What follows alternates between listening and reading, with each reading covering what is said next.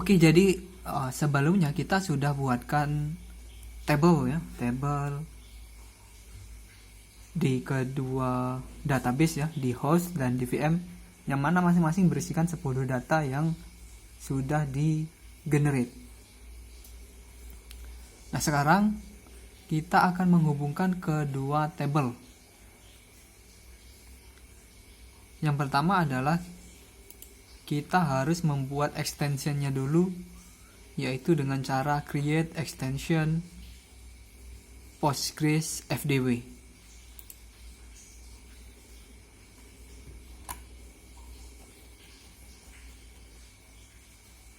Di sini ya, kita bisa langsung di run saja kalau sudah dibuat.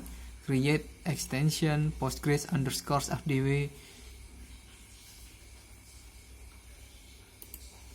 kemudian semikolon atau tutup ya. Setelah itu kita juga akan buatkan servernya, yaitu server dari CVM ya gitu.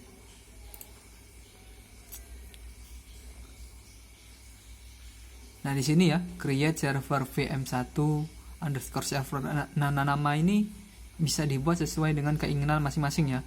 Jadi kalau misalnya teman-teman mau buatnya dengan nama server saya gitu, itu bisa saja. Kemudian foreign data wrapper Postgres FDW, Postgres _FDW, kemudian option host 192.168.10.2 ini adalah dari si IP address VM, karena kita akan mengakses server dari VM gitu. Kemudian DB name-nya itu juga nama di basis data yang dibuat di VM, karena kita menggunakan nama DDBMS di kedua basis datanya, maka kita gunakan DDBMS. Nah, di sini karena saya menggunakan IP yang sedikit berbeda ya, karena saya menggunakan device atau perangkat yang berbeda dengan video sebelumnya. Nah, saya saat ini memiliki IP address 192.168.56.1 untuk di host. Kemudian IP untuk dari VM-nya adalah 192.168.56.102. Maka di sini dimasukkan dari IP address si VM-nya. Nah, setelah itu untuk portnya kemudian 5432 adalah default ya, default dari PostgreSQL. Setelah itu bisa langsung di run saja. Nah, di sini karena saya sudah ada ya, sudah dijalankan, jadi VM1 server already exist. Nah, setelah itu kita juga buatkan user mapping. User mappingnya ini adalah user ya, user dari si VM-nya agar bisa diakses di host. Caranya adalah dengan create user mapping for Postgres. Servernya itu adalah nama server yang tadi dibuat ini ya, namanya ini. Kemudian option, ini nama user dari PostgreSQL. Usernya ini defaultnya ketika membuat atau menginstal pertama kali PostgreSQL, maka usernya Postgres. Nah, passwordnya saya buatkan seperti sebelumnya ya, yaitu dengan nama yang sama dengan user, yaitu Postgres juga.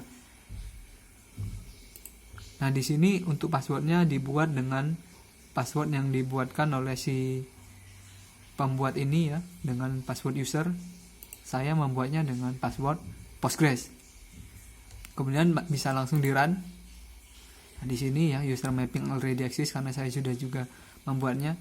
Setelah itu kita akan membuat foreign table remote customer. Maksudnya apa? Yaitu adalah table dari si foreign-nya, foreign table, atau dalam hal ini adalah si VM-nya gitu. Dari host ini kan foreign-nya adalah si VM-nya, yang mana nama table dari si VM-nya adalah remote customer gitu. Nah, tapi di sini saya akan menggunakan cara yang lebih gampang ya, dengan cara mengimport. Jadi bisa mengimport foreign skema public from server VM1, nama servernya kemudian into public.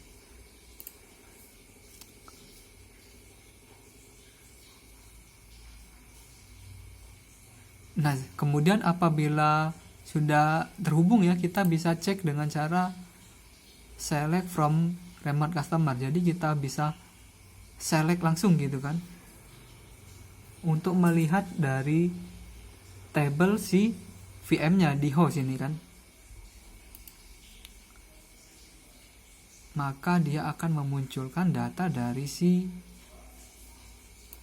VM ini. Salah pencet. Nah, setelah itu kita akan buatkan view. View-nya ini adalah gabungan dari host dan VM-nya gitu.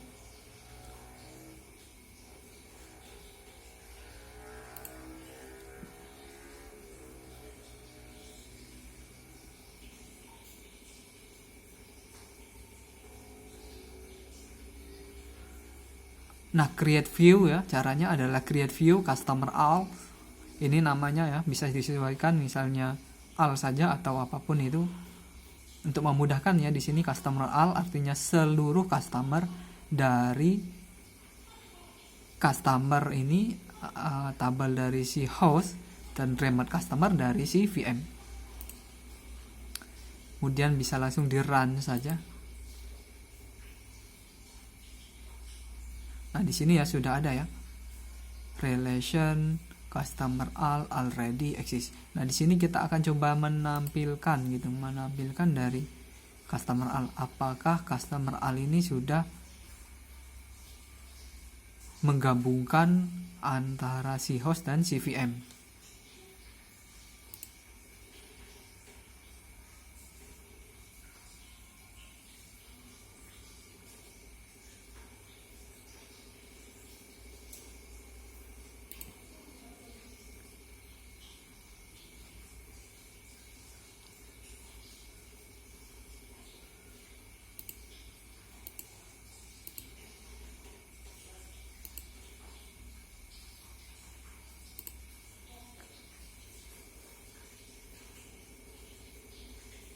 Nah, kadang kalau kita menjalankan eksekusi gitu kan, mengeksekusi perintah itu sering terjadi. Nah, ini timeout expire. Nah, biasanya itu bisa terjadi karena koneksi internet atau ya spesifikasi dari perangkat yang digunakan gitu. Kalau perangkatnya bagus, biasanya jarang timeout expire. Nah, di sini sudah ya.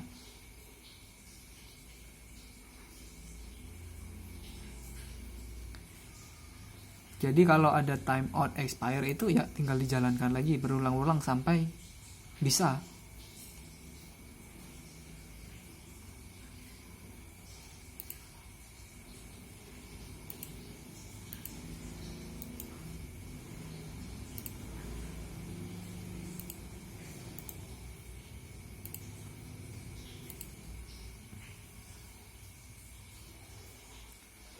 Nah, biasanya di sini ada waktunya aja. Kalau lama biasanya time out nih. Jadi run lagi saja. Nah, itu dia.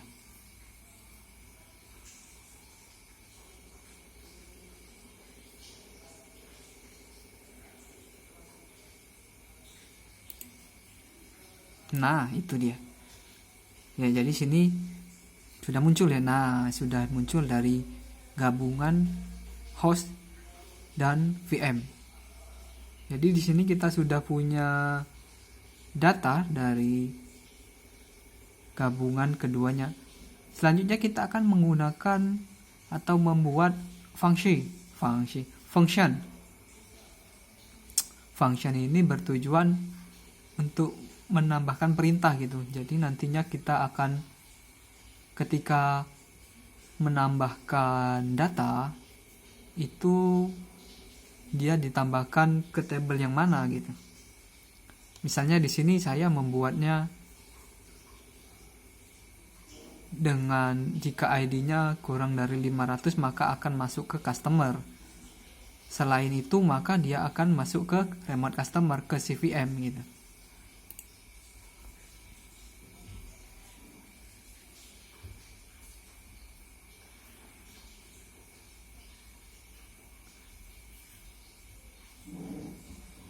Nah, di sini ya. Di sini contohnya di sini 5.000 ya, tapi saya kira 5.000 itu terlalu besar. Jadi saya buatkan 500 saja.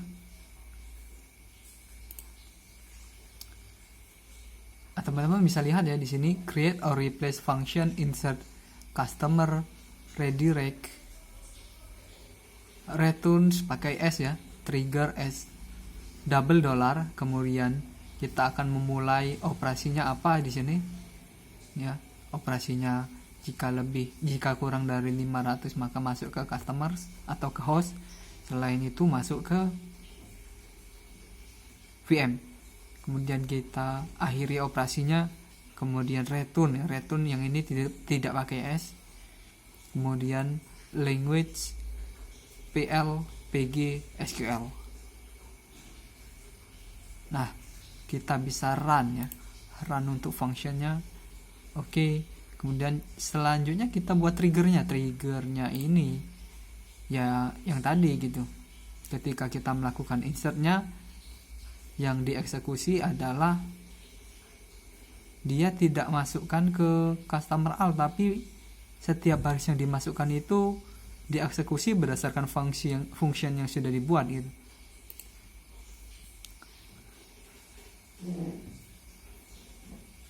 Jadi kita akan langsung run lagi. Di sini ya sudah ada ya. Maka kita akan coba insert gitu, insert value. Nah, kita akan masukkan di sini ya satu baris data dengan ID 300 dengan nama Robert dan emailnya robert@gmail.com. Kemudian untuk data yang kedua kita coba run lagi. Di sini ID-nya 600. Nah, kita coba tampilkan lagi ya, tampilkan dengan cara yang ini, select customer all. Nah, di sini karena dia ID-nya 300, dia masuknya ke si host ya, dari host ya. Maka ini adalah dari barisan host. Nah, kenapa sebelah sini masih ke VM? Karena dia generate di awal gitu, bukan insert gitu, bukan masukkan secara manual atau data baru gitu. Dia generate langsung dari query di VM-nya. Jadi dengan ID-nya 11. Nah, yang ini tadi karena dia generate langsung ya 11 sampai 20. Jadi di sini VM-nya masih mulai dari 11. Sebenarnya harusnya mulai dari 301 gitu. Kalau misalnya datanya itu kosong dan masukkan data mulai ulang dari awal. Melakukan insert ya, bukan generate melalui query ya. Nah, di sini 600-nya masuk di VM. Nah, ini adalah sistem basis data terdistribusi. Gitu. Jadi sistem basis data terdistribusi yang juga termasuk di dalam horizontal partitioning. Jadi dia ini partisi horizontal atau dibagi secara horizontal. Maksudnya ya dibagi secara baris gitu, per baris. Seperti ini tadi kan dipisahkan berdasarkan barisnya gitu. Dia kalau datanya mulai dari 301 dan seterusnya, maka tiap baris selanjutnya masuk ke tabel si VM. Nah, demikianlah ya mengenai horizontal partitioning. Video selanjutnya kita akan bahas mengenai vertical partitioning. Terima kasih buat teman-teman yang sudah menonton ya.